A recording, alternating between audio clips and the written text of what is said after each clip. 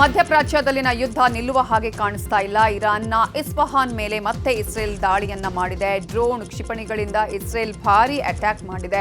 ಇರಾನ್ನ ಶಸ್ತ್ರಾಸ್ತ್ರ ತಯಾರಿ ಮಾಡುತ್ತಿದ್ದ ಘಟಕ ಉಡಿಸ್ ಮಾಡಲಾಗಿದೆಯಂತೆ. ಇನ್ನೊಂದು ಕಡೆ ಜಲಂತರ್ಗಾಮಿ ನೌಕೆ ತಯಾರಿ ಘಟಕದ ಮೇಲೂ ದಾಳಿಯಾಗಿದೆ. ಒಂದೆಡೆ ಅಮೆರಿಕ ಕದನ ವಿರಾಮದ ಮಂತ್ರವನ್ನ ಪಠಿಸಿದರೆ ಅತ್ತ ಇಸ್ರೇಲ್ ಮಾತ್ರ ದಾಳಿಯನ್ನ ಮುಂದುವರೆಸಿದೆ. ಹಾರ್ಮುಜ್ ಜಲಸಂಧಿ ಬಳಿ ಇಸ್ರೇಲ್ ನಡೆಸಿದ ದಾಳಿಯಲ್ಲಿ ಇರಾನಿನ ನೌಕಾಪಡೆಯ ಮುಖ್ಯಸ್ಥ ಅಲಿ ರೇಜಾ ತಂಗ್ಸಿರಿ ಸಾವನ್ನಪ್ಪಿದ್ದಾರೆ. ಈಗಾಗಲೇ ಹೆಚ್ಚಿರುವ ಉದ್ವಿಗ್ನತೆ ಮತ್ತು ಮಿಲಿಟರಿಯ ಚಟುವಟಿಕೆಗಳು ನಿರಂತರವಾಗಿ ಹೆಚ್ಚುತ್ತಾ ಇರುವ ಸಮಯದಲ್ಲಿ ಈ ಘಟನೆ ಸಂಭವಿಸಿದೆ. ತಂಗ್ಸಿರಿ ಇರಾನ್ ನೌಕಾಪಡೆಯ ಪ್ರಮುಖ ಕಮಾಂಡರ್ ಆಗಿದ್ದರು. ಹಾರ್ಮುಜ್ನಂತಹ ಕಾರ್ಯತಂತ್ರದ ಪ್ರದೇಶದ ಭದ್ರತೆಯಲ್ಲಿ ಪ್ರಮುಖ ಪಾತ್ರ ವಹಿಸಿದರು. ಹಾರ್ಮುಜ್ ಜಲಸಂಧಿ ಮುಚ್ಚಲು ಅವರೇ ಕಾರಣರಾಗಿದ್ದರು. ಅಮೆರಿಕ ಅಧ್ಯಕ್ಷ ಡೊನಾಲ್ಡ್ ಟ್ರಂಪ್ ಹಾಕಿದ್ದ ಷರತ್ತುಗಳನ್ನು ಇರಾನ್ ತಿರಸ್ಕರಿಸಿದ್ದು ಯುದ್ಧ ಮುಂದುವರೆಸಿದೆ. ಹೀಗಾಗಿ ಟ್ರಂಪ್ ಖಾರ್ಗ್ ದ್ವೀಪವನ್ನು ವಶಕ್ಕೆ ಪಡೆಯೋದಕ್ಕೆ ಮಾಸ್ಟರ್ ಪ್ಲಾನ್ ಮಾಡಿಕೊಂಡಿದ್ದಾರೆ. ಹೀಗಾಗಿ ಇರಾನ್ ಕೂಡ ಅಮೆರಿಕಕ್ಕೆ ಕಠಿಣ ಎಚ್ಚರಿಕೆ ನೀಡಿದ್ದು ಮತ್ತೆ ದಾಳಿ ಮಾಡಿದರೆ ಪ್ರತೀಕಾರ ಮತ್ತಷ್ಟು ಕ್ರೂರವಾಗಿರುತ್ತೆ ಅಂತ ಹೇಳಿದೆ. ಆದರೆ ಖಾರ್ಗ್ ದ್ವೀಪ ವಶಕ್ಕೆ ಪಡೆಯೋದಕ್ಕೆ ಅಮೆರಿಕ ಭೂಸೇನೆ ಸಿದ್ಧವಾಗ್ತಾ ಇದೆ. ಹೀಗಾಗಿ ಖಾರ್ಗ್ ದ್ವೀಪದಲ್ಲಿ ಇರಾನ್ ಭದ್ರತೆಯನ್ನ ಹೆಚ್ಚಿಸಿದೆ. ಕೊಲ್ಲಿ ಯುದ್ಧದ ನಡುವೆಯೂ ಭಾರತ, ಚೀನಾ, ರಷ್ಯಾದಂತಹ ಸ್ನೇಹಪರ ರಾಷ್ಟ್ರಗಳ ಹಡಗುಗಳಿಗೆ ಹಾರ್ಮುಜ್ ಜಲಸಂಧಿಯ ಮೂಲಕ ಸುರಕ್ಷಿತವಾಗಿ ಸಾಗಲು ಇರಾನ್ ಅನುಮತಿ ನೀಡಿದೆ. ವಿಶ್ವಸಂಸ್ಥೆಯ ಮನವಿಯ ಮೇರೆಗೆ ಈ ನಿರ್ಧಾರ ಕೈಗೊಳ್ಳಲಾಗಿದೆ ಅಂತ ಇರಾನ್ ಹೇಳಿದೆ. ಚೀನಾ, ರಷ್ಯಾ, ಭಾರತ, ಇರಾಕ್ ಮತ್ತು ಪಾಕಿಸ್ತಾನದ ಹಡಗುಗಳಿಗೆ ಹಾರ್ಮುಜ್ ಜಲಸಂಧಿಯ ಮೂಲಕ ಹಾದು ಹೋಗಲು ಅನುಮತಿ ಇದೆ ಅಂತ ಇರಾನಿನ ವಿದೇಶಾಂಗ ಸಚಿವರು ಹೇಳಿದ್ದಾರೆ. ಮುಂಬೈನಲ್ಲಿರೋ ಇರಾನಿನ ಕಾನ್ಸುಲೇಟ್ ಜನರಲ್ ಕೂಡ ಇದನ್ನು ಸಾಮಾಜಿಕ ಮಾಧ್ಯಮದಲ್ಲಿ ದೃಢಪಡಿಸಿದೆ. ಮಧ್ಯಪ್ರಾಚ್ಯದ ಯುದ್ಧದಿಂದಾಗಿ ಭಾರತದಲ್ಲಿ ಎಲ್ಪಿಜಿ ಸಿಲಿಂಡರ್ ಸಮಸ್ಯೆಯಾಗಿದೆ. ಈ ಹಿನ್ನೆಲೆ ನಾಳೆ ಎಲ್ಲಾ ರಾಜ್ಯಗಳ ಮುಖ್ಯಮಂತ್ರಿಗಳ ಜೊತೆ ಪ್ರಧಾನಿ ಮೋದಿ ವರ್ಚುವಲ್ ಸಭೆ ನಡೆಸಲಿದ್ದಾರೆ. ನಾಳೆ ಸಂಜೆ 6:30ಕ್ಕೆ ವಿಡಿಯೋ ಕಾನ್ಫರೆನ್ಸ್ ಮೂಲಕ ಮೀಟಿಂಗ್ ಮಾಡಲಿದ್ದು ರಾಜ್ಯಗಳಲ್ಲಿನ ಗ್ಯಾಸ್ ಸಮಸ್ಯೆ ಬಗ್ಗೆ ಪ್ರಧಾನಿ ಮೋದಿ ಆಲಿಸಲಿದ್ದಾರೆ. ಇನ್ನು ಸಮಸ್ಯೆಯ ಬಗ್ಗೆ ಪರ್ಯಾಯ ವ್ಯವಸ್ಥೆಯ ಬಗ್ಗೆಯೂ ಚರ್ಚೆ ನಡೆಸಲಿದ್ದಾರೆ. ರಾಜ್ಯದಲ್ಲಿ ಗ್ಯಾಸ್ ಅಭಾವದ ಮಧ್ಯೆಯೇ ಗುಡ್ ನ್ಯೂಸ್ ಒಂದು ಸಿಕ್ಕಿದೆ. ಇವತ್ತು ವಿಯೆಟ್ನಾಂ ಬಾವ್ಟದೊಂದಿಗೆ ಮಂಗಳೂರಿಗೆ ಅಪೋಲೋ ಓಷಿಯನ್ ಹೆಸರಿನ ಬೃಹತ್ ಹಡಗು ಆಗಮಿಸಿದೆ. ಗುಜರಾತ್ ವಾದಿನಾರ್ ಬಂದರಿನಿಂದ ನವಮಂಗಳೂರು ಬಂದರಿಗೆ 17,600 ಮೆಟ್ರಿಕ್ ಟನ್ ಎಲ್ಪಿಜಿಯನ್ನು ಹಡಗು ಹೊತ್ತು ತಂದಿದೆ.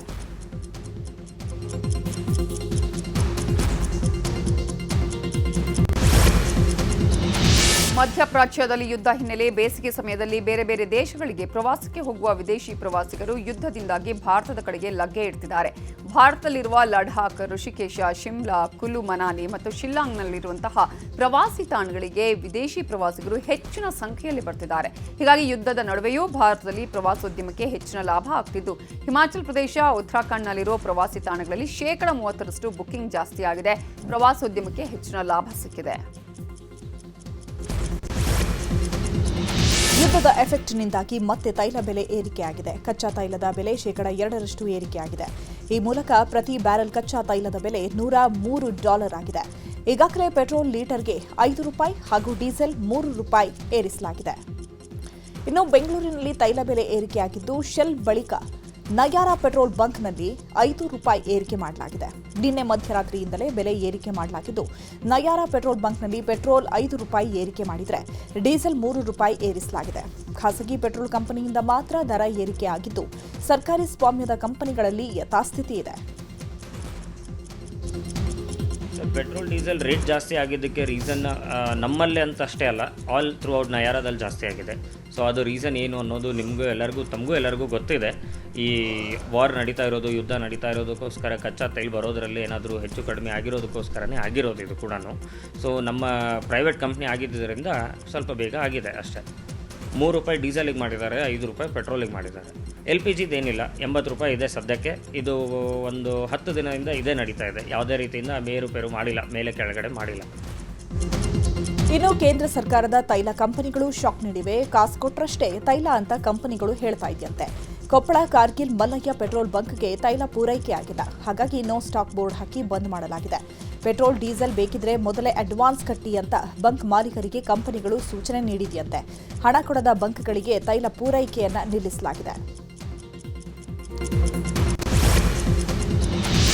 ಯುದ್ಧದಿಂದಾಗಿ ಹುಬ್ಬಳ್ಳಿಯಲ್ಲೂ ಪೆಟ್ರೋಲ್ ಡೀಸೆಲ್ ಬೆಲೆ ಏರಿಕೆಯ ಬಿಸಿ ತಟ್ಟಿದೆ. ಕೆಲ ಬಂಕ್ಗಳಲ್ಲಿ ದರ ಏರಿಕೆ ಮಾಡಲಾಗಿದೆ. ಪೆಟ್ರೋಲ್ಗೆ ₹5 ಹಾಗೆಯೇ ಡೀಸೆಲ್ಗೆ ₹3 ದರ ಏರಿಕೆ ಮಾಡಿದ್ದಾರೆ. ಇನ್ನು ದರ ಏರಿಕೆ ಬಗ್ಗೆ ಮಾತಾಡಿರೋ ಬಂಕ್ ಮಾಲೀಕ ಯದುನಂದನ್, ನಾನು ಏರಿಕೆ ಮಾಡಿಲ್ಲ, ಕಂಪನಿ ಏರಿಕೆ ಮಾಡಿದೆ, ಇದಕ್ಕೆ ನಾವೇನು ಮಾಡೋದಕ್ಕಾಗಲ್ಲ ಅಂತ ಹೇಳಿದ್ದಾರೆ. ಚಿಕ್ಕಬಳ್ಳಾಪುರದಲ್ಲೂ ಪೆಟ್ರೋಲ್ ಬೆಲೆ ಗಗನಕ್ಕೇರಿದೆ. 1 ಲೀಟರ್ ಪೆಟ್ರೋಲ್ಗೆ ₹5 ಜಾಸ್ತಿ ಮಾಡಲಾಗಿದೆ. ಪೆಟ್ರೋಲ್ ದರ ಏರಿಕೆ ಕಂಡು ಗ್ರಾಹಕರು ಕಂಗಾಲಾಗಿದ್ದಾರೆ. ಸದ್ಯಕ್ಕೆ ಜಿಲ್ಲೆಯಲ್ಲಿ ಪೆಟ್ರೋಲ್ ಸಮಸ್ಯೆ ಇಲ್ಲ, ಆದ್ರೂ ಬೆಲೆ ಏರಿಕೆ ಮಾಡಿರೋದ್ರಿಂದ ಗ್ರಾಹಕರು ಪೆಟ್ರೋಲ್ ಹಾಕಿಸಿಕೊಳ್ಳುವುದಕ್ಕೆ ಪರದಾಡುವಂತಾಗಿದೆ.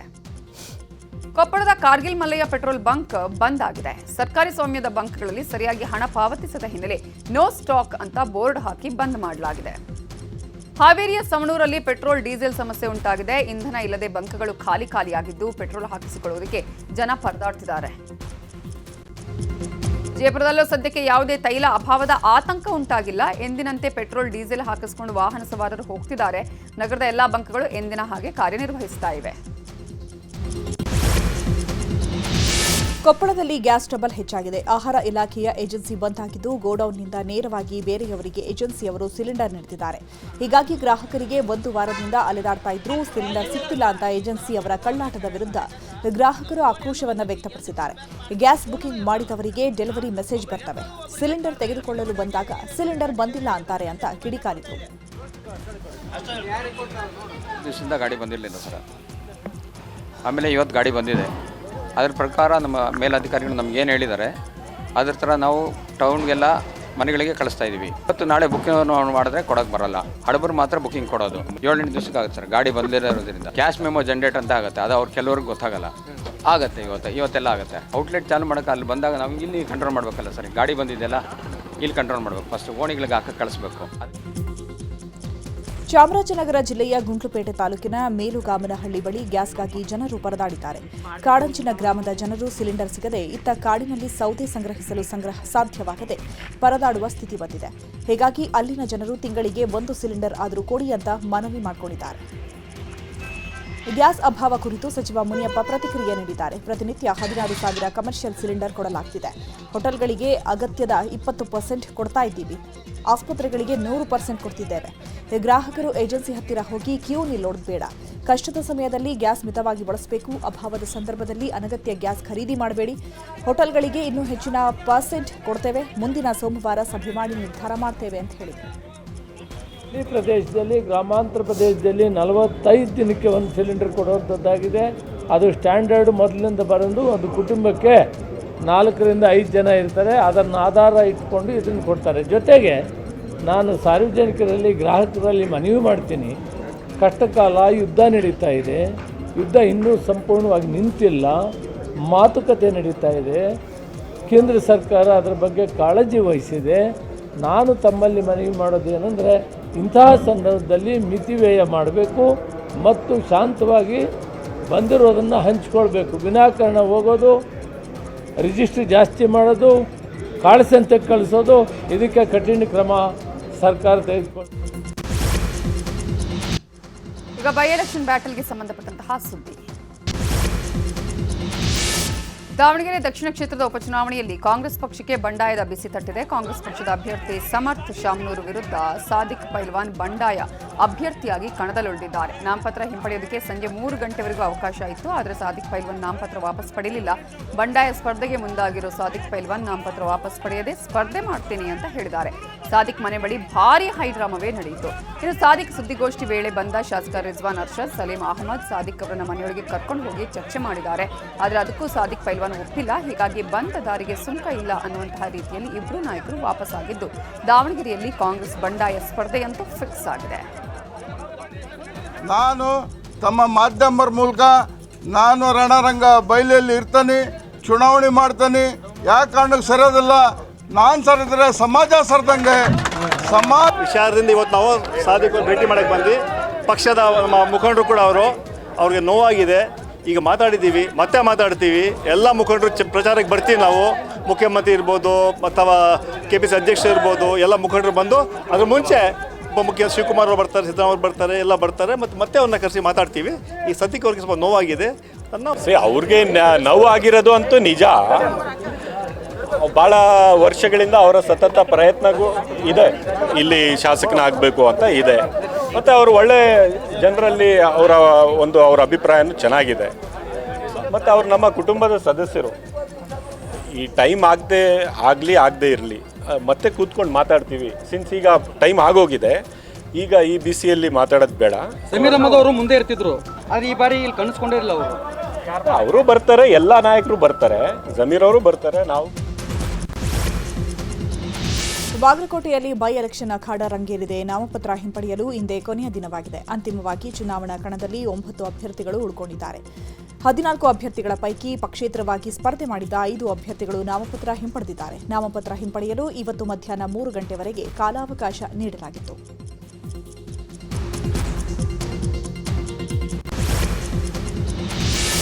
ಮಂಡ್ಯ ಜಿಲ್ಲಾ ಕುರುಬರ ಸಂಘದ ಬಳಿ ಭಾರೀ ಹೈಡ್ರಾಮಾ ನಡೆದಿದೆ. ಅಧಿಕಾರದ ಅವಧಿ ಮುಗಿದರೂ ರಾಜೀನಾಮೆ ನೀಡೋದಕ್ಕೆ ಮಂಡ್ಯ ಜಿಲ್ಲಾ ಕುರುಬರ ಸಂಘದ ಅಧ್ಯಕ್ಷ ಸುರೇಶ್ಗೆ ಕಪ್ಪು ಮಸಿ ಬಳಿದು ತೀವ್ರ ಆಕ್ರೋಶ ವ್ಯಕ್ತಪಡಿಸಲಾಗಿದೆ. ಬೈಲಾ ಉಲ್ಲಂಘಿಸಿ ಹಿಂಬಾಗಿಲಿನಿಂದ ಅಧಿಕಾರದಲ್ಲಿ ಮುಂದುವರಿಯಲು ಯತ್ನಿಸಿದ್ದಾರೆ ಅಂತ ಅಧ್ಯಕ್ಷ ಸುರೇಶ್ಗೆ ಘೇರಾವ್ ಹಾಕಿ ಘೋಷಣೆ ಕೂಗಿದ್ದಾರೆ.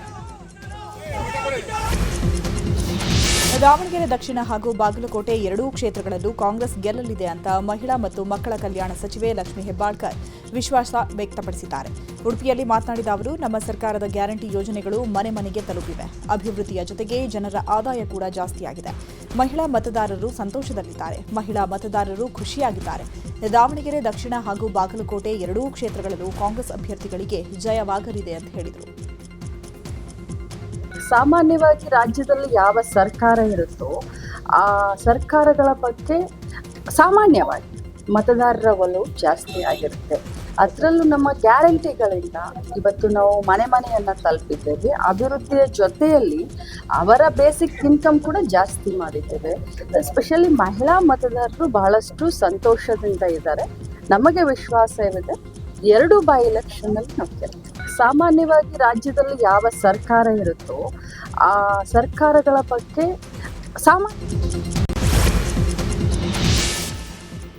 ಈಗ ಸದನ ಕದನಕ್ಕೆ ಸಂಬಂಧಪಟ್ಟಂತಹ ಸುದ್ದಿಗಳು. ವಿಧಾನಸಭೆ ಕಲಾಪದ ವೇಳೆ ಡಿಸಿಎಂ ಡಿಕೆ ಶಿವಕುಮಾರ್ ಹಾಗೂ ಮುನಿರತ್ನ ನಡುವೆ ಭಾರೀ ಜಟಾಪಟಿ ನಡೆದಿದೆ. ಮುನಿರತ್ನ ಕೇಸ್ಗಳ ಬಗ್ಗೆ ಮಾತನಾಡೋದು ಬೇಕಾದಷ್ಟಿದೆ, ಅದರ ಬಗ್ಗೆ ಚರ್ಚೆ ಮಾಡಬೇಕು ಅಂದ್ರೆ ಮಾಡ್ತೀನಿ ಅಂತ ಹೇಳಿದ್ರು. ಈ ವೇಳೆ ಎಲ್ಲವನ್ನ ಹೇಳಿ ಅಂತ ಮುನಿರತ್ನ ಹೇಳಿದ್ದಾರೆ. ಅದಕ್ಕೆ ಸಿಟ್ಟಾದ ಡಿಕೆಶಿ, ಆಯ್ತಣ್ಣ ಮುನಿರತ್ನಣ್ಣ ಕೂತ್ಕೊಳ್ಳೋಣ ಎಂದಿದ್ದಾರೆ. ಆರ್ ಅಶೋಕ್ಗೆ ಹೇಗೆ ಏಡ್ಸ್ ಇಂಜೆಕ್ಷನ್ ಚುಚ್ಚಿದ್ರು ಅಂತ ಎಫ್ಐಆರ್ನಲ್ಲಿದೆ ಅಂತ ಹೇಳಿದ್ರು. ಈ ವೇಳೆ ಡಿಕೆಶಿ ಮಾತಿಗೆ ಅಶ್ವಥ್ ನಾರಾಯಣ್ ಆಕ್ಷೇಪ ವ್ಯಕ್ತಪಡಿಸಿದ್ರು. ಭಾರೀ ಗದ್ದಲವಾಗಿದ್ದು, ಮುನಿರತ್ನ ಎದ್ದು ನಿಂತು ನನ್ನನ್ನು ಜೈಲಿಗೆ ಕಳಿಸಿದ್ದೂ ಇವರೇ, 1-2 ಪಾಪದ ಕೆಲಸ ಮಾಡಿ ಬಂದಿಲ್ಲ ಇವರು ಅಂತ ಹೇಳಿದ್ರು. ಈ ವೇಳೆ ನೀನೊಬ್ಬ ರೇಪಿಸ್ಟ್ ಅಂತ ಡಿಕೆಶಿ ಹೇಳಿದ್ದಾರೆ. ಸದನದಲ್ಲಿ ಭಾರೀ ಗದ್ದಲ ಗಲಾಟೆ ಉಂಟಾಯಿತು. ಇನ್ನು ಪರಿಷತ್ ಕಲಾಪವನ್ನು ಸ್ಪೀಕರ್ ಖಾದರ್ ಅನಿರ್ದಿಷ್ಟಾವಧಿ ಮುಂದೂಡಿಕೆ ಮಾಡಿದರು.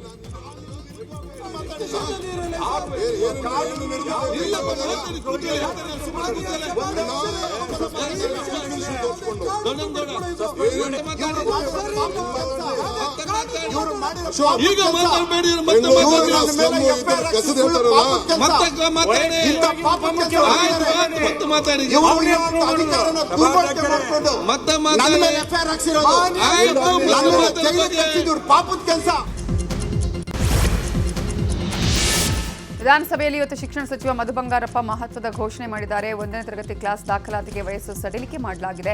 ಪೋಷಕರ ಬೇಡಿಕೆ ಬಗ್ಗೆ ನ್ಯೂಸ್ 18 ನಿರಂತರವಾಗಿ ವರದಿ ಬಿತ್ತರ ಮಾಡಿತ್ತು. ಸದ್ಯ ನ್ಯೂಸ್ 18 ವರದಿಯ ಫಲಶ್ರುತಿಯಿಂದಾಗಿ ಈಗ ಸರ್ಕಾರದಿಂದ 60 ದಿನಗಳ ವಯಸ್ಸಿಗೆ ಸಡಿಲಿಕೆ ಕೊಡಲಾಗಿದೆ. ಈ ಮೊದಲು 1ನೇ ತರಗತಿಗೆ 6 ವರ್ಷ ನಿಗದಿ ಮಾಡಲಾಗಿತ್ತು. ಈಗ 5 ವರ್ಷ 10 ತಿಂಗಳನ್ನು ಸರ್ಕಾರ ನಿಗದಿ ಮಾಡಿದೆ. ನ್ಯೂಸ್ 18 ಕಾರ್ಯಕ್ಕೆ ಪೋಷಕರು ಹಾಗೂ ವಿದ್ಯಾರ್ಥಿಗಳು ಧನ್ಯವಾದ ತಿಳಿಸಿದ್ದಾರೆ. ಮಕ್ಕಳನ್ನು 1ನೇ ತರಗತಿಗೆ ದಾಖಲಾತಿ ಮಾಡುವ ಸಂಬಂಧ 60 ದಿನಗಳ ವಿನಾಯಿತಿಯನ್ನು ನೀಡಲಾಗಿರುತ್ತದೆ. ಅದರಂತೆ 2026-27ನೇ ಸಾಲಿನಲ್ಲಿ 1ನೇ ತರಗತಿಗೆ ದಾಖಲಾತಿ ನೀಡುವ ಸಂಬಂಧ 60 ದಿನಗಳ ಸಡಿಲಿಕೆಯನ್ನು ನೀಡಲಾಗುತ್ತದೆ ಹಾಗೂ ಈ ಸಂಬಂಧ ದಾಖಲಾತಿ ತಂತ್ರಾಂಶದಲ್ಲಿಯೂ ಸಹ ಬದಲಾವಣೆ ಮಾಡಲಾಗುವುದು ಎಂಬ ಮಾಹಿತಿಯನ್ನು ಸದನ ಗಮನಕ್ಕೆ ತರಲು ಬಯಸುತ್ತೇನೆ. ಆಮೇಲೆ ಇದು LKG UKGಗೂ ಕೂಡ ಅವರಿಗೆ ಅಡ್ಮಿಷನ್ಗೆ ತೊಂದರೆ ಆಗ್ತಾ ಇದೆ. ಅಲ್ಲಿಗೂ ಕೂಡ ಹೊಸದಾಗಿ ಒಂದು ಕಾನೂನನ್ನು ನಾವು ಆದಷ್ಟು ಬೇಗ ತಂದು ಇದನ್ನು ಪರ್ಮನೆಂಟ್ ಆಗಿ ಒಂದು ಸೊಲ್ಯೂಷನ್ ಮಾಡ್ತಕ್ಕಂಥದ್ದು ಮಾಡ್ತೀವಿ. ಅದಕ್ಕೆ ಜೂನಲ್ಲಿ ಮತ್ತು ಜುಲೈಯಲ್ಲಿ ಹುಟ್ಟಿರೋ ಮಕ್ಕಳಿಗೆಲ್ಲ ತುಂಬ ಅನುಕೂಲ ಆಗಿದೆ. ಸರ್ಕಾರಕ್ಕೆ ಮತ್ತು ನಮಗೆ ಆ್ಯಕ್ಚುಲಿ ಸ್ಟಾರ್ಟಿಂಗಿಂದ ಕವರ್ ಮಾಡ್ತಾ ಇರೋ ನ್ಯೂಸ್ 18 ಚಾನೆಲ್ ಅವ್ರಿಗೆ ತುಂಬ ಧನ್ಯವಾದಗಳು ಹೇಳಬೇಕಿತ್ತು. Thank you very much. 1ನೇ ತರಗತಿ ಅಡ್ಮಿಷನ್ಗೆ 60 ದಿನಗಳ ವಿನಾಯಿತಿ ಅನೌನ್ಸ್ ಮಾಡಿದ್ದಾರೆ. ಸುದ್ದಿ ಕೇಳಿ ತುಂಬ ಖುಷಿ ಆಯಿತು. ನಾನು ಪೋಷಕರ ಪರವಾಗಿ ಈ ಮೂಲಕ ನಮಗೆ ಈ ಹೋರಾಟದಲ್ಲಿ ಸಹಕರಿಸಿದಂಥ ನ್ಯೂಸ್ 18 ತಂಡಕ್ಕೆ, ನ್ಯೂಸ್ 18 ವರದಿಗಾರರು,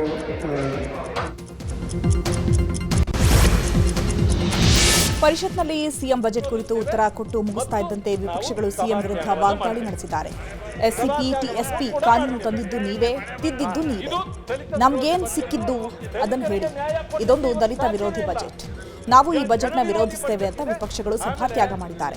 ಈ ವೇಳೆ ಆಡಳಿತ ಪಕ್ಷದ ಸದಸ್ಯರು ಶೇಮ್ ಶೇಮ್ ಅಂತ ಕೂಗಿದ್ದಾರೆ. ಈ ವೇಳೆ ಸಿಎಂ, ಇವರು ಮನುವಾದಿಗಳು, ಆರ್ಎಸ್ಎಸ್ನವರು, ನೀವು ಬಜೆಟ್ ಸಹಿಸಲ್ಲ ಅಂತ ಗುಡುಗಿದ್ರು. ಅಲ್ಲದೆ ವಿಪಕ್ಷಗಳ ಸಭಾತ್ಯಾಗದ ಮಧ್ಯೆಯೇ ಸಿಎಂ ಸಿದ್ದರಾಮಯ್ಯ ಮಂಡಿಸಿದ್ದ ಧನ ವಿನಿಯೋಗ ವಿಧೇಯಕ ಅಂಗೀಕಾರ ಮಾಡಲಾಗಿದೆ. ಈಗ ಕ್ರೈಮ್ ಲೋಕದ ಸುದ್ದಿ. ಬೆಂಗಳೂರಿನ ಪೀಣ್ಯದಲ್ಲಿ ಅಪ್ರಾಪ್ತ ಬಾಲಕನೊಬ್ಬ ಡಬಲ್ ಮರ್ಡರ್ ಮಾಡಿದ್ದಾನೆ. ಯಮುನಾ ಹಾಗೂ ಸುದೀಪ್ ಮೃತ ದುರ್ದೈವಿಗಳು. ಮಲ್ಲೇಗೌಡ ಜೊತೆ ಛಾಯಾ ಅನ್ನುವಾಕೆ ಅಕ್ರಮ ಸಂಬಂಧ ಹೊಂದಿದ್ರಂತೆ. ಈ ಬಗ್ಗೆ ಪ್ರಶ್ನಿಸಲು ಛಾಯಾ ಮನೆ ಬಳಿ ಮಲ್ಲೇಗೌಡ ಪತ್ನಿ ಯಮುನಾ, ಆಕೆಯ ಸಹೋದರ ಸುದೀಪ್ ಹೋಗಿದ್ರು. ಈ ವೇಳೆ ಗಲಾಟೆ ನಡೆದಿದ್ದು ಮನೆಯಲ್ಲಿದ್ದ ಛಾಯಾ ಮಗ ಯಮುನಾ ಹಾಗೂ ಸುದೀಪ್ಗೆ ಚಾಕುವಿನಿಂದ ಚುಚ್ಚಿ ಕೊಲೆ ಮಾಡಿದ್ದಾನೆ. ನಂತರ ಕೋಣೆ ಒಳಗೆ ಹೋಗಿ ಬಾಗಿಲು ಹಾಕೊಂಡಿದ್ದ. ಪೊಲೀಸರು ಬಂದರೂ ಬಾಗಿಲು ತೆಗೆಯಲಿಲ್ಲ. ಆ ಬಳಿಕ ಬಾಗಿಲು ತೆಗೆದಿದ್ದು ಅಪ್ರಾಪ್ತನನ್ನ ಪೊಲೀಸರು ವಶಕ್ಕೆ ಪಡೆದಿದ್ದಾರೆ. ತಾಯಿ ಕೊಲೆಯಾದ ಮಾಹಿತಿ ತಿಳಿದು ಮಗಳು ಆತ್ಮಹತ್ಯೆಗೆ ಯತ್ನಿಸಿದ್ದಾಳೆ. ಬಾತ್ರೂಮ್ಗೆ ಬಳಸುವ ಲಿಕ್ವಿಡ್ ಕುಡಿದು ಆತ್ಮಹತ್ಯೆಗೆ ಪ್ರಯತ್ನಿಸಿದ್ದು ಪೊಲೀಸರು ಆಸ್ಪತ್ರೆಗೆ ದಾಖಲಿಸಿದ್ದಾರೆ. ನಮ್ಮ ಅಪ್ಪ ಫೋನ್ ಮಾಡಿದ್ದು ಬೇಗ ಅರ್ಜೆಂಟಾಗಿ ಮನೆಗೆ ಬಾ ಅಂತ ಫೋನ್ ಮಾಡಿದ್ದು. ಏನು ವಿಷಯ ಅಂತ ಏನು ಹೇಳಿರಲಿಲ್ಲ. ಆಮೇಲೆ ನಮ್ಮ ಅಕ್ಕಂಗೆ ಫೋನ್ ಮಾಡಿದ್ಮೇಲೆ ನನಗೆ ಗೊತ್ತಾಗಿದೆ ಈ ವಿಷಯ ಅಂತ. ಇದು ಚಾಕು ಹಾಕಿ ಸಾಯಿಸಿದ್ದಾನೆ ಅಂತ. ಇದು ಯಾರ ಮನೆ? ಇದು ನಮ್ಮ ಅಪ್ಪಂಗೂ ಮತ್ತು ಇವರ ಛಾಯಾ ಅಂತ ಅಕ್ರಮ ಸಂಬಂಧ ಇತ್ತು. ರೀಸೆಂಟಾಗಿ ಹೋಗಿದ್ರು. ಅದ್ರ ಮೇಲೆ ಡೌಟ್ ಬಂದು ಪೊಲೀಸ್ ಸ್ಟೇಷನ್ ಕಂಪ್ಲೇಂಟ್ ಕೊಟ್ಟಿದ್ವಿ. ಆವಾಗ ನಾನು ನಮ್ಮ ಅಮ್ಮನು ಇಲ್ಲಿಗೆ ಬಂದು ಒಂದು ಸ್ವಲ್ಪ ಕಿರಿಕ್ ಮಾಡ್ಕೊಂಡಿದ್ವಿ. ಆಮೇಲೆ ನಮ್ಮ ಅಪ್ಪನೂ ನಾವು ಒಂದಾಗಿದ್ವಿ ಅಂಕಲ್. ಇವ್ರಿಗೂ ಏನೂ ಸಂಬಂಧ ಇರಲಿಲ್ಲ. ಆವಾಗ ಇವ್ರ ಮಗ ಫೋನ್ ಮಾಡಿ ಕರ್ಸ್ಕೊಂಡು ಚಾಕು ಹಾಕಿ ಸಾಯಿಸಿರೋದು ಅಂಕಲ್. ಮೈಸೂರಿನಲ್ಲಿ ಆಯುರ್ವೇದ ಡಾಕ್ಟರ್ ವಿನಯ್ ಕಿರುಕುಳದ ಕೇಸ್ಗೆ ಸಂಬಂಧಪಟ್ಟಂತೆ ಮತ್ತೊಂದು ಶಾಕಿಂಗ್ ಮಾಹಿತಿ ಹೊರಬಿದ್ದಿದೆ. ಮೃತ ವೈದ್ಯೆ ಡಾಕ್ಟರ್ ನಾಗಶ್ರೀ ಆಪ್ತಿಗೂ ಲವ್ ಮಾಡುವಂತೆ ಡಾಕ್ಟರ್ ವಿನಯ್ ಗಾಳ ಹಾಕಿದ್ದಂತೆ. ಡಾಕ್ಟರ್ ನಾಗಶ್ರೀ ನನಗಿಂತ 4 ವರ್ಷ ಸೀನಿಯರ್, ನಮ್ಮ ಮದುವೆಗೆ ಮನೆಯಲ್ಲಿ ಒಪ್ತಾ ಇಲ್ಲ, ಡಾಕ್ಟರ್ ನಾಗಶ್ರೀಯನ್ನ ಬಿಟ್ಬಿಡ್ತೇನೆ, ನೀನು ನನ್ನ ಲವ್ ಮಾಡು ಅಂತ ಡಾಕ್ಟರ್ ವಿನಯ್ ನಾಗಶ್ರೀ ಸ್ನೇಹಿತೆಗೆ ಹೇಳಿದ್ನಂತೆ. ಡಾಕ್ಟರ್ ನಾಗಶ್ರೀ ನಿನ್ನ ತುಂಬಾ ಪ್ರೀತಿ ಮಾಡ್ತಿದ್ದಾಳೆ, ಅವಳಿಗೆ ಮೋಸ ಮಾಡಬೇಡ ಅಂತ ಹೇಳಿದ್ದಂತೆ ಸ್ನೇಹಿತೆ. ಆದರೂ ಫೋನ್ ಮಾಡಿ ಲವ್ ಮಾಡುವಂತೆ ನಾಗಶ್ರೀ ಸ್ನೇಹಿತೆಗೆ ಟಾರ್ಚರ್ ಮಾಡ್ತಿದ್ದಂತೆ. ಈ ಬಗ್ಗೆ ಪೊಲೀಸರ ಮುಂದೆ ನಾಗಶ್ರೀ ಸ್ನೇಹಿತೆ ಹೇಳಿಕೆ ನೀಡಿದ್ದಾರೆ. ಮೂಲಭೂತವಾದದ ಬಗ್ಗೆ ಸೋಷಿಯಲ್ ಮೀಡಿಯಾದಲ್ಲಿ ಪ್ರಚಾರ ಮಾಡಿದ ಹಾಗೂ ಭಯೋತ್ಪಾದಕರ ನಂಟಿನ ಶಂಕೆ ಹಿನ್ನೆಲೆ ವಿವಿಧ ರಾಜ್ಯದ 12 ಯುವಕರನ್ನ ಬಂಧಿಸಲಾಗಿದೆ. ಆಂಧ್ರಪ್ರದೇಶದ ವಿಜಯವಾಡ ಪೊಲೀಸರು ಕರ್ನಾಟಕ, ಆಂಧ್ರ, ಬಿಹಾರ, ಮಹಾರಾಷ್ಟ್ರ ಸೇರಿದಂತೆ ವಿವಿಧ ರಾಜ್ಯದಲ್ಲಿ ಕಾರ್ಯಾಚರಣೆ ಮಾಡಿದ್ದಾರೆ. ಬಳ್ಳಾರಿ ನಗರದ ಕೌಲ್ ಬಜಾರಿನ ನಿವಾಸಿ ಅಬ್ದುಲ್ ಸಲಾಂ ಅನುವಾತನನ್ನ ಬಂಧಿಸಲಾಗಿದೆ. ಈಗ ರಾಜ್ಯದ ವಿದ್ಯಮಾನಗಳನ್ನು ನೋಡೋಣ.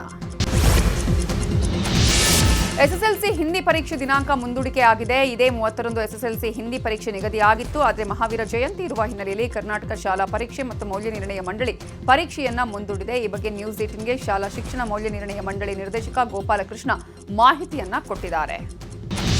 ಕ್ಲಾಸ್ ರೂಮಲ್ಲೇ ಮೆಡಿಕಲ್ ವಿದ್ಯಾರ್ಥಿನಿಗೆ ಪ್ರೊಫೆಸರ್ ಪ್ರಪೋಸ್ ಮಾಡಿರೋ ಘಟನೆ ನಡೆದಿದೆ. ಬೆಂಗಳೂರು ಹೊರವಲಯದ ನೆಲಮಂಗಲ ತಾಲೂಕಿನ ಟಿ ಬೇಗೂರಲ್ಲಿರೋ ಖಾಸಗಿ ಮೆಡಿಕಲ್ ಕಾಲೇಜಲ್ಲಿ ಘಟನೆ ನಡೆದಿದೆ.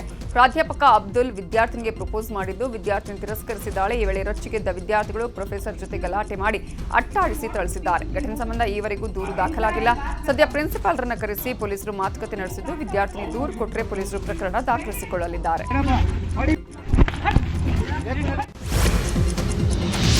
ಪ್ರಾಥಮಿಕ ಘನತ್ಯಾಜ್ಯ ಸಂಗ್ರಹಣೆ ಹಾಗೂ ವಿಲೇವಾರಿ ಗುತ್ತಿಗೆದಾರರ ಜೊತೆ ಬಿಎಸ್ಡಬ್ಲ್ಯೂಎಂಎಲ್ ಮುಖ್ಯ ಕಾರ್ಯನಿರ್ವಾಹಕ ಅಧಿಕಾರಿ ಕರಿಗೌಡ ಸಭೆ ಮಾಡಿದ್ರು. ಸಭೆ ಬಳಿಕ ಮಾತಾಡಿದ ಕರಿಗೌಡ, ನಮ್ಮ ನಿಯಮಗಳ ಪ್ರಕಾರ ಹಸಿ ಕಸ, ಒಣ ಕಸ, ಸ್ಯಾನಿಟರಿ ಕಸ, ಸ್ಪೆಷಲ್ ಕೇರ್ ಕಸವನ್ನ ಬೇರೆ ಬೇರೆಯಾಗಿ ಕಲೆಕ್ಟ್ ಮಾಡಬೇಕು. ಆದರೆ ಪೌರಕಾರ್ಮಿಕರು ಹೇಳ್ತಿರೋದು ಸಾರ್ವಜನಿಕರು ವಿಂಗಡಣೆ ಮಾಡಿ ಕೊಡೋದಿಲ್ಲ ಅಂತ. ಹೀಗಾಗಿ ಕಸ ವಿಂಗಡಣೆ ಮಾಡಿಕೊಡೋದಿದ್ರೆ 500ರಿಂದ 1,000 ರೂಪಾಯಿ ದಂಡ ವಿಧಿಸಲಾಗುತ್ತೆ. ಈ ನಿಯಮ ಏಪ್ರಿಲ್ 1ರಿಂದ ಕಾರ್ಯಾಚರಣೆಗೆ ಬರಲಿದೆ. ಜನರು ಪ್ರತ್ಯೇಕವಾಗಿ ಕೊಡ್ತಿಲ್ಲ, ಅದರಿಂದ ಸಮಸ್ಯೆ ಆಗ್ತಿದೆ ಅಂತ ಹೇಳಿದ್ದಾರೆ. ಅದಕ್ಕೆ ಪ್ರತಿ ಮನೆಯಿಂದ ಒಣ ಕಸ, ಹಸಿ ಕಸ, ಸ್ಯಾನಿಟ್ರಿ ಕಸ ಮತ್ತು ಸ್ಪೆಷಲ್ ಕೇರ್ ಕಸವನ್ನು ಪ್ರತ್ಯೇಕವಾಗಿ ಕೊಡ್ಸೋಕ್ಕೆ ನಾವು ಗುತ್ತಿಗೆದಾರರು ನಮ್ಮ ಸಂಸ್ಥೆ ಕಡೆಯಿಂದ, ಕಾರ್ಪೊರೇಷನ್ ಕಡೆಯಿಂದ ಲಿಂಕ್ ವರ್ಕರ್ಸು, AGMಸು, marshal supervisor, junior health inspector, PK supervisor ಅವರೆಲ್ಲ ಕೆಲಸ ಮಾಡ್ತೀವಿ. ಅವರು ನಮ್ಮ ಜೊತೆ ಕೈ ಜೋಡಿಸಿ, ಅಂದರೆ ಗುತ್ತಿಗೆದಾರರು ಒಟ್ಟಾಗಿ ಕೈ ಜೋಡಿಸಿ ಕೆಲಸ ಮಾಡ್ತೀವಿ ಅಂತ ಹೇಳಿದ್ದಾರೆ. ಮುಂದಿನ ದಿನಗಳಲ್ಲಿ ಈ ಕಸ ಬೇರ್ಪಡಿಸುವಿಕೆಯನ್ನು ಎಲ್ಲ ಸೇರಿ ಇನ್ನೂ ಸೆಗ್ರಿಗೇಷನ್ ಲೆವೆಲ್ನ ಜಾಸ್ತಿ ಮಾಡಿಸೋದು. IPL ಪಂದ್ಯಕ್ಕೆ ಚಿನ್ನಸ್ವಾಮಿ ಸ್ಟೇಡಿಯಂ ರೆಡಿ ಆಗ್ತಿದೆ. ಶನಿವಾರ RCB ಹಾಗೂ ಹೈದರಾಬಾದ್ ನಡುವೆ ಹಣಾಹಣಿ ನಡೆಯಲಿದೆ. ಈ ಹಿನ್ನೆಲೆ ಚಿನ್ನಸ್ವಾಮಿಯಲ್ಲಿ ಭದ್ರತೆ ಬಗ್ಗೆ ಮಾಕ್ ಡ್ರಿಲ್ ಮಾಡಲಾಗಿದೆ. NSG ಪಡೆ ಪೊಲೀಸರಿಂದ ಭದ್ರತೆಯ ಬಗ್ಗೆ ಸುಮಾರು 1,000 ಪೊಲೀಸರು ಮಾಕ್ ಡ್ರಿಲ್ ಮಾಡಿದ್ದಾರೆ. ಇನ್ನು ಮಾಕ್ ಡ್ರಿಲ್ ವಿಚಾರವಾಗಿ ಪೊಲೀಸ್ ಕಮಿಷನರ್ ಸೀಮಂತ್ ಕುಮಾರ್ ಸಿಂಗ್ ಪ್ರತಿಕ್ರಿಯಿಸಿದ್ದಾರೆ. ಶನಿವಾರ RCB ಮ್ಯಾಚ್ ಹಿನ್ನೆಲೆ ಕಾಲ್ತುಳಿತದಲ್ಲಿ ಮೃತಪಟ್ಟ 11 ಜನರಿಗೆ ಆಸನವನ್ನ ಮೀಸಲಿಡಲಾಗಿದೆ. ಅಲ್ಲದೆ ಪ್ರತಿ ಮ್ಯಾಚ್ನ ಪ್ರಾಕ್ಟೀಸ್ಗೆ ಜೆರ್ಸಿ ನಂಬರ್ 11 ಬಳಕೆ ಮಾಡಲಾಗ್ತಿದೆ. ಹಾಗಾದರೆ ಸ್ಟೇಡಿಯಂನಲ್ಲಿ ಯಾವ ಜಾಗದಲ್ಲಿ 11 ಸೀಟ್ಗಳನ್ನು ಕಾಯ್ದಿರಿಸಲಾಗಿದೆ ಅನ್ನೋದರ ಎಕ್ಸ್ಕ್ಲೂಸಿವ್ ದೃಶ್ಯ ನ್ಯೂಸ್ 18ಗೆ ಲಭ್ಯವಾಗಿದೆ. ಇನ್ನು IPL 2026ರ ಉದ್ಘಾಟನಾ ಸಮಾರಂಭಕ್ಕೆ ಬ್ರೇಕ್ ಹಾಕಲಾಗಿದೆ. ಕಾಲ್ತುಳಿತದಿಂದ ಸತ್ತವರ ಗೌರವಾರ್ಥವಾಗಿ ಉದ್ಘಾಟನೆಯನ್ನ ರದ್ದು ಮಾಡಲಾಗಿದೆ. ಪ್ರತಿ ವರ್ಷದಂತೆ ಅದ್ದೂರಿ ಪ್ರಾರಂಭೋತ್ಸವ ಮಾಡದಿರಲು BCCI ನಿರ್ಧರಿಸಿದೆ ಎನ್ನಲಾಗ್ತಿದೆ. ಭೂಕಂಪಪಾತಕ್ಕೆ ದಾವೂದ್ ಇಬ್ರಾಹಿಂ ಹೆಸರು ಬರೆದಿರುವ ಖಾಸಗಿ ಬಸ್ಸೊಂದು ಚಿಕ್ಕಮಗಳೂರಲ್ಲಿ ಕಂಡು ಬಂದಿದೆ. ತಮಿಳುನಾಡಿನ ಇಂಜಿನಿಯರಿಂಗ್ ವಿದ್ಯಾರ್ಥಿಗಳನ್ನ ಚಿಕ್ಕಮಗಳೂರಿಗೆ ಪ್ರವಾಸಕ್ಕೆ ಕರೆತಂದ ಖಾಸಗಿ ಬಸ್ ಮೇಲೆ under world Dawood the real Don ಅಂತ ಬರೆಯಲಾಗಿದೆ. ಇದು ಬಜರಂಗದಳ ಕಾರ್ಯಕರ್ತರು ಹಾಗೂ ಸ್ಥಳೀಯರ ಆಕ್ರೋಶಕ್ಕೆ ಕಾರಣ ಆಗಿದ್ದು, ಬಸ್ ತಡೆದು ಪೊಲೀಸರಿಗೆ ಮಾಹಿತಿ ಕೊಟ್ಟಿದ್ದಾರೆ. ಸದ್ಯ ಬಸ್ ಮಾಲೀಕರ ವಿರುದ್ಧ ಪ್ರಕರಣ ದಾಖಲಿಸುವಂತೆ ಆಗ್ರಹಿಸಲಾಗಿದ್ದು, ಬಸವನಹಳ್ಳಿ ಪೊಲೀಸ್ ಠಾಣೆಗೆ ಪೊಲೀಸರು ಬಸ್ ಅನ್ನ ತಂದಿದ್ದಾರೆ. ನಾಳೆ ಲೋಕಸಭೆ ವಿಪಕ್ಷ ನಾಯಕ ರಾಹುಲ್ ಗಾಂಧಿ ಬೆಂಗಳೂರಿಗೆ ಆಗಮಿಸಲಿದ್ದಾರೆ. ನಾಳೆ ಸಂಜೆ ಬೆಂಗಳೂರಿನ ಭಾರತಿ ಸಿಟಿಯಲ್ಲಿ ನಡೆಯಲಿರುವ ಖಾಸಗಿ ಕಾರ್ಯಕ್ರಮಕ್ಕೆ ರಾಹುಲ್ ಆಗಮಿಸಲಿದ್ದು, ದಕ್ಷಿಣ ಭಾರತ ಸಂಗೀತಗಾರರ ಸಮ್ಮೇಳನದ ಮುಖ್ಯ ಅತಿಥಿಯಾಗಿ ರಾಹುಲ್ ಬರ್ತಿದ್ದಾರೆ. ತಾಯಿ ಸೋನಿಯಾ ಗಾಂಧಿಗೆ ಅನಾರೋಗ್ಯ ಹಿನ್ನೆಲೆ ಕೊನೆ ಘಳಿಗೆಯಲ್ಲಿ ಬೆಂಗಳೂರು ಭೇಟಿ ರದ್ದಾಗುವ ಸಾಧ್ಯತೆಯೂ ಇದೆ. ಲಂಡನ್ನ ಹೀಥ್ರೋಗೆ ತೆರಳುತ್ತಿದ್ದ ಏರ್ ಇಂಡಿಯಾದ A350 ವಿಮಾನವು ಸುಮಾರು 7 ಗಂಟೆಗಳ ಕಾಲ ಹಾರಾಟ ನಡೆಸಿದ ಬಳಿಕ ತಾಂತ್ರಿಕ ಸಮಸ್ಯೆಯಿಂದಾಗಿ ದೆಹಲಿಗೆ ಮರಳಿದೆ. ಇದೇ A350-900 VT JRF ವಿಮಾನ ಮಾರ್ಚ್ 15ರಂದು ತಾಂತ್ರಿಕ ಸಮಸ್ಯೆಯನ್ನು ಎದುರಿಸಿತ್ತು.